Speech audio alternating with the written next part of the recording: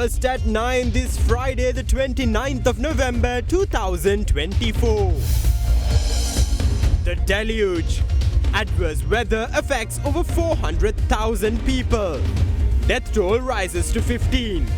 Met Department forecasts a lessening of torrential rains after today. Weathering storms. Government committed to position Sri Lanka as a sustainable tourism destination, says the tourism minister. Central Bank governor highlights the necessity of building buffers to face industry shocks. No strings attached. Chinese envoy reiterates support to Sri Lanka without a hidden agenda. Says a new chapter in bilateral relations will open with the new government's tenure. The Arabian Nights. Sri Lanka-India joint naval operation nabs several Sri Lankan smugglers in the Arabian Seas. Half a ton of crystal meth confiscated. Chilo Dairy, Sri Lankawama Kiren Perata. ඔබේ විශ්වාසය දෙනු සෙන්සොඩයින් දැන් ළඟමැති ෆාමසියෙන් ලබාගත හැක.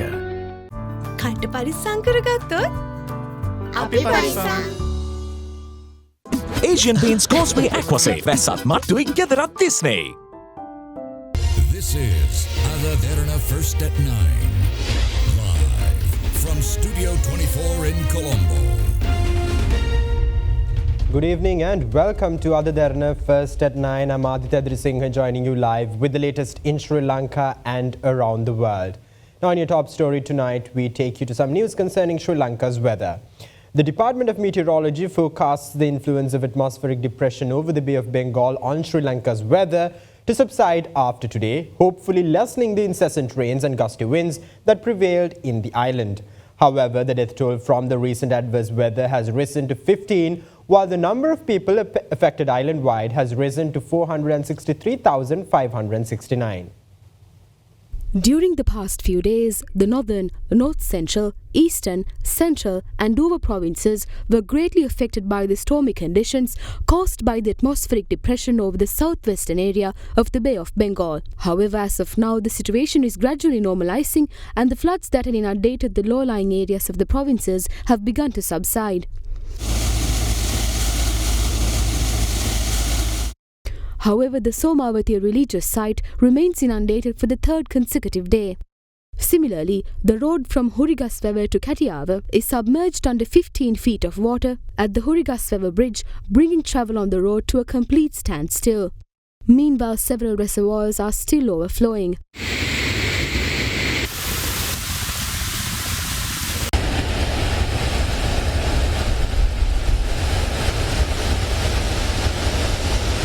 The flood conditions that prevailed are gradually subsiding. Flood waters have receded in several areas. However, some areas continue to experience flood conditions. Many roads remain inundated. It is possible that this situation will prevail throughout today. In terms of the island's reservoirs, out of these 73 major reservoirs under the Irrigation Department's care, 40 were overflowing as of this morning. Similarly, out of 171 medium-scale reservoirs, 113 are overflowing. Against this backdrop, the remains of a 30-year-old who had been bathing in the Eropotana reservoir in Mahakachikodya, which had been overflowing, were discovered yesterday, 2 days after he was reported missing. Meanwhile, another 30-year-old who had been attempting to chop down a tree that had been endangering houses in the Pinaravavatta area in Namunukula Alla was killed yesterday after the tree collapsed onto him. In the meantime, landslides and earth slips were seen disrupting people's lives in several regions. Against this backdrop, the National Building Research Organisation has extended the yellow and amber landslide warnings issued to several divisional secretariats, while the red evacuation warnings issued to some divisional secretariats in the Kandy, Matale, Norelia and Kergol districts have been rescinded.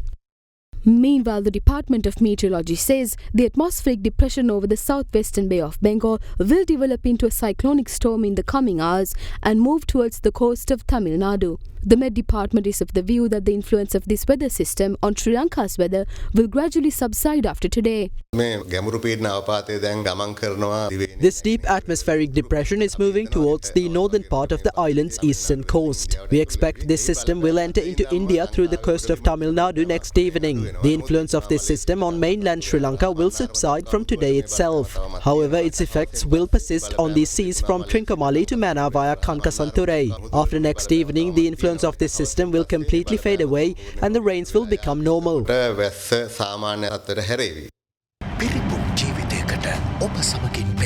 Union Assurance. Welcome to Cinnamon Life, South Asia's biggest entertainment hub, where awe awaits.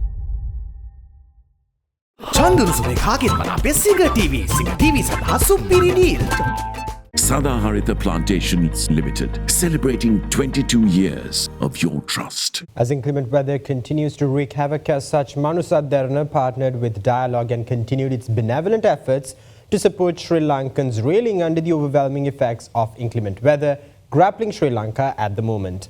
Derana and Dialogue distributed dry rations to people in the Vaunia district who are currently living in refugee camps. The Sri Lankan army also contributed to the relief efforts pioneered by Derana. In the near future, Derana plans to build on its past relief efforts and provide relief to people affected by torrential rains in other districts in partnership with Dialogue.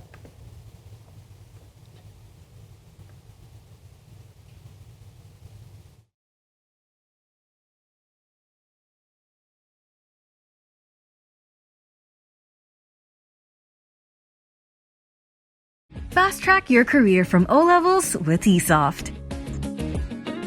Diabetizol, සීනිවලින් පරිස්සම්වන ඔබට අමතක නොවන පෝෂණය. Prime Group ලංකාවේ ප්‍රථම වතාවට හඳුන්වා දෙන land leasing ලේසියෙන් මීටමක්. Single 1111 up to 60% off from the 11th November to the 17th of November. Kalani wire කිසිගින්නක් නෑ. කිසිගින්නක් නෑ. Kalani Fire Shield Wire. While highlighting that Chinese support to Sri Lanka has no strings attached, Chinese ambassador to Sri Lanka, Chi Zhenghong, reiterated China's continued support to Sri Lanka driven by the long-lasting friendship between the two countries. While addressing a discussion with representatives of the Sri Lankan media, the Chinese envoy refuted claims of Chinese market invasion through the signing of the Sri Lanka-China Free Trade Agreement, calling them baseless. A meeting between representatives of the media institutions and the Chinese ambassador Qi Zhenghong was held in Colombo last evening. When the development projects funded by China were discussed, the Chinese envoy highlighted that Sri Lanka has failed to reap benefits from some projects due to the weak utilization. He highlighted that the Lotus Tower, which was fully funded by China, has started to earn profits. He added that the Hambantota International Port and the Colombo Port, which the Chinese government has invested in, are generating income for the Sri Lankan government. The ambassador also went on to say that the Colombo Port City project was initiated by the Chinese government at no cost to the Sri Lankan government. Commenting on the widely discussed debt trap theory associated with Chinese debt, the Chinese ambassador noted that his country had no hidden agendas when investing in Sri Lanka and added that they were made purely based on the friendship existing between the two countries. He highlighted that China funded Sri Lanka in order to help the island to stand as a sovereign nation that does not falter under international pressure. Further, the Chinese envoy in Colombo said that the relations between the two countries will turn a new chapter under the administration of the new government. When quizzed on the delay in signing the free trade agreement between China and Sri Lanka, the Chinese ambassador refuted claims of local market invasions by China, calling them baseless. He added that if there are disadvantages to Sri Lanka from the agreement, there is space for the island nation to amend the agreement a year following its implementation. The Chinese ambassador noted that his government will continue to render support to Sri Lanka, similar to what was offered during the United Nations Human Rights Council sessions in Geneva, the COVID-19 pandemic, the economic crisis, and situations of natural disaster. Now, meanwhile, Japan commends Sri Lanka's efforts to tackle corruption. The new Japanese ambassador to Sri Lanka made the commendation while addressing an event in Colombo today. The newly appointed Japanese ambassador to the island, Isamata Akio, addressed all Sri Lankans this morning at the ambassador's official residence in Colombo. The event was graced by several government officials, including the governor of the central bank. Ayubowan, Wanakkam, Assalamu alaikum. I'm very glad to be able to come to Sri Lanka. When I landed Sri Lanka, we were looking out from the window of the airplane together with my wife, and there was so much green, and that was so refreshing. It really, really cleansed my mind. Under the new government, of course, fighting corruption is very important, economic recovery also important. And we have already announced that the resumption of 11 suspended yen loan projects. The new president mentioned Japan's program called Specified Skilled Workers Program, inviting people from overseas to work in different industrial sectors of Japan. And we will try our best to increase the number of people working in Sri Lanka in many different industrial sectors in Japan. President Derana also talked about increasing the number of IT professionals. There's a Japanese IT company, which established school here for teaching young Sri Lankans which is Japanese corporate culture and IT, information technology. So we'll continue our efforts. We'd like to work together with Sri Lanka, and for that, I want to seek your support and advice. While highlighting that tourism is a cornerstone of Sri Lanka's economic revival, Minister of Foreign Affairs and Tourism Vijitha Herath claims that the government is committed to positioning Sri Lanka as a sustainable tourism destination. He made those comments while addressing an event in Colombo. The 59th annual general meeting of the Hotels Association of Sri Lanka was held last evening in Colombo. The event was graced by Minister of Foreign Affairs and Tourism Vijitha Herath and Central Bank Governor Dr. Nandalal Veerasinghe. There is no doubt the industry has potential to achieve $10 billion revenue in coming years if strategically handled. Most countries give a strong emphasis to tourism and development when formulating their national policies. Tourism in Sri Lanka need new policies to be adopted. The same old model, what is in books, may not work. We need the government to look at exceptional financial models, development models for the revival of tourism. The government recognizes tourism as a cornerstone of Sri Lanka's economic revival. It is not only a critical short-term solution to our financial challenges, but also a driver of long-term sustainable growth. We are fully committed to positioning Sri Lanka as a top sustainable tourism destination, ensuring the industry becomes one of our leading foreign exchange earners, creating employment opportunities in tourism while fostering equitable growth across the island, enhancing community involvement and entrepreneurship, ensuring grassroots participation in this industry, encouraging research and innovation, enabling informed decisions and the development of unique tourism products, focusing on underutilized destinations, improving infrastructure and making Sri Lanka a year-round destination. This is one of the industries is much more vulnerable than any other industry to kind of shocks, both domestic economic shocks as well as external shocks. So we are seeing a lot of events in the globe, geopolitical events, other wars in somewhere else, all other things can have impact. Even domestic events we are seeing during war period. This is where, from the stability point of view, even though we see now there's a stability, but going forward, the lessons we can learn, especially by this kind of industry, which is vulnerable to several business and economic cycles and shocks, it's important to build up buffers for you to be able to meet any kind of future shocks. Now we have completed the restructuring. Government will have much more stable way forward in next 4 or 5 years in terms of a lot of space in the fiscal policy, a lot of space in the external sector in terms of building up our resource for us to be able to meet any external shocks for the country, and also for us to have monetary stability in terms of monetary policy. Now we have been able to reduce interest rates to a significant one of the lowest levels in recent years, so that there's a right environment from the economic and political point of view. That's where you need to get ready to take the advantage. Senior economic advisor to the President, Dumindu Hulangamu, says that the 2025 budget is a necessary prior action to unlock the 4th tranche under the Extended Fund Facility Program approved by the IMF for Sri Lanka.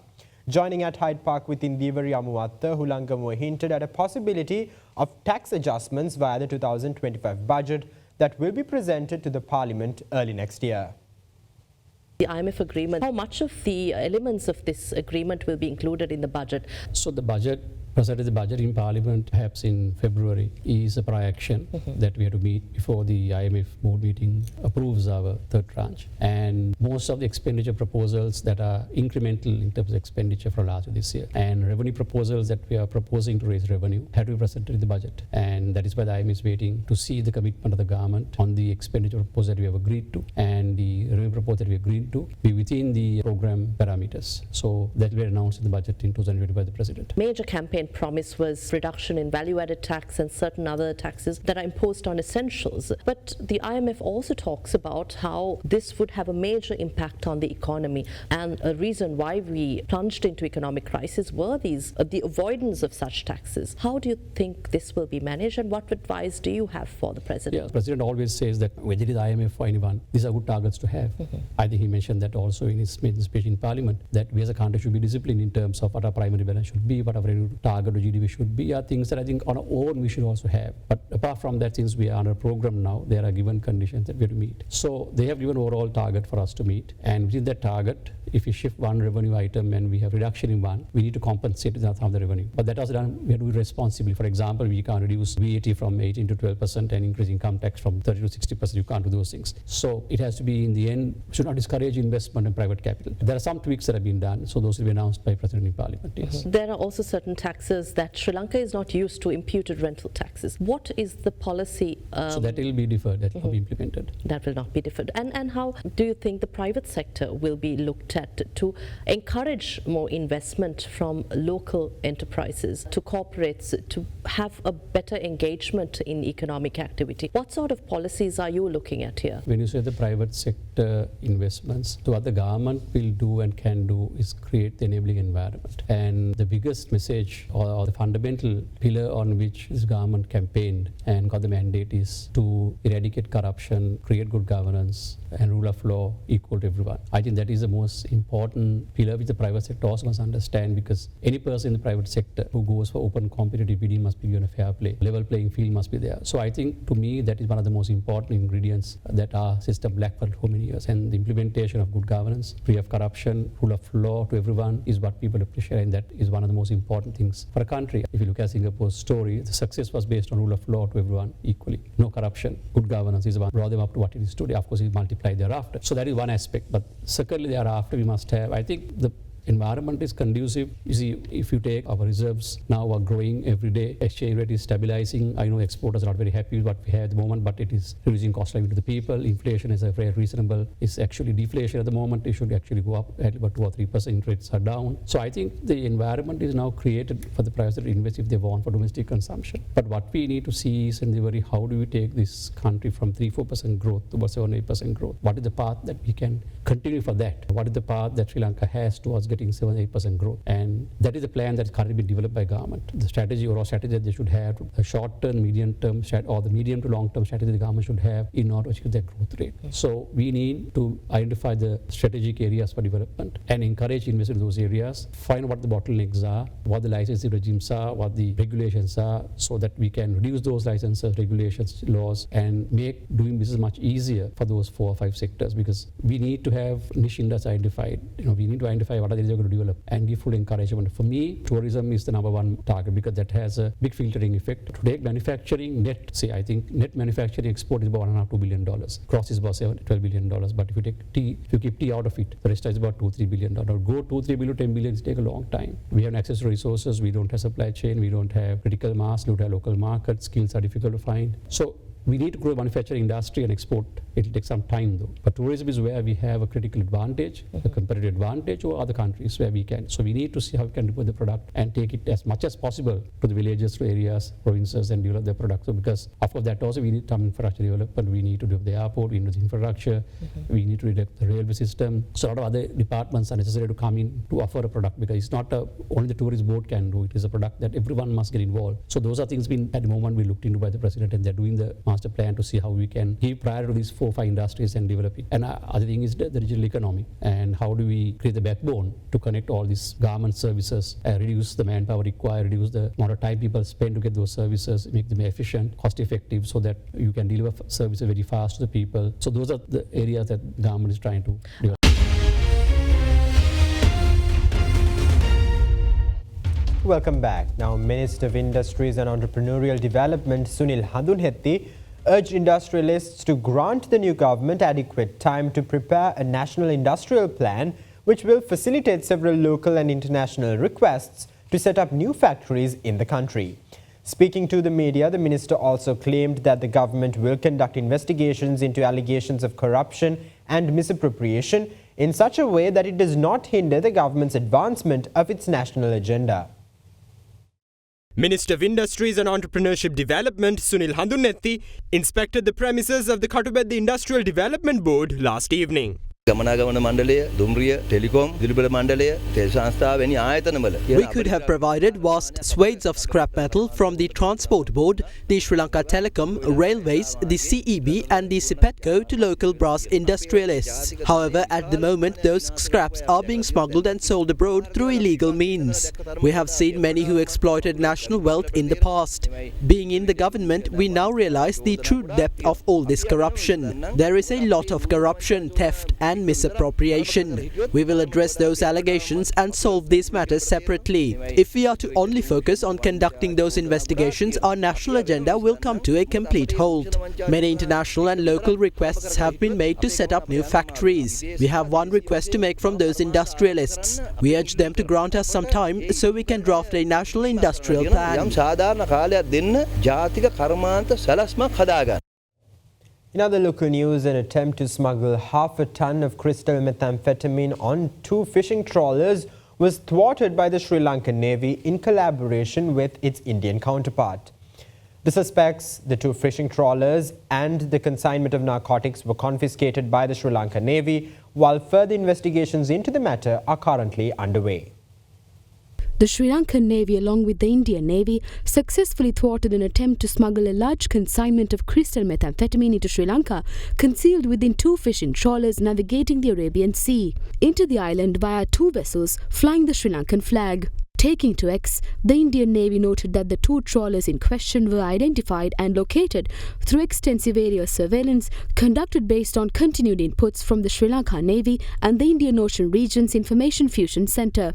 Both trawlers, which were carrying Sri Lankan suspects, were boarded by the Indian Navy, who later took them into their custody on board a ship in service of the Indian Navy, particularly deployed for the combined operation on the 24th and 25th of November. Authorities claim that the seizure of the 500 kilograms of crystal methamphetamine was made possible due to the closely coordinated efforts of the Sri Lankan Navy and the Indian Navy. The 2 fishing trawlers, the suspects and the large consignment of crystal methamphetamine were thereafter handed over to the custody of the Sri Lankan Navy for onward legal action. To take over custody of the suspects, the trawlers and the consignment of narcotics, the Sri Lankan Navy deployed the SLNS Gajabahu. The Indian Navy highlighted that the operation reaffirms the close naval partnership between India and Sri Lanka. They further added that the successful conclusion of the operation symbolizes the combined efforts of both nations to address regional maritime challenges and ensure safety and security in the Indian Ocean region.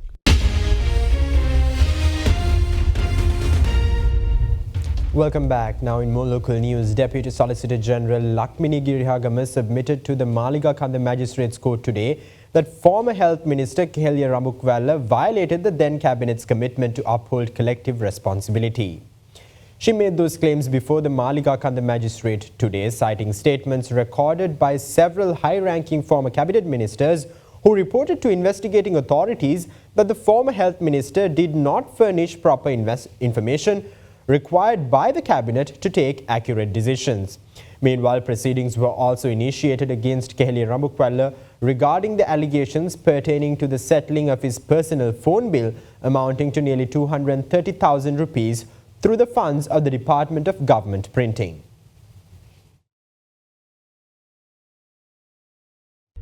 That's all the news we have for you tonight. Thank you. Have a great night.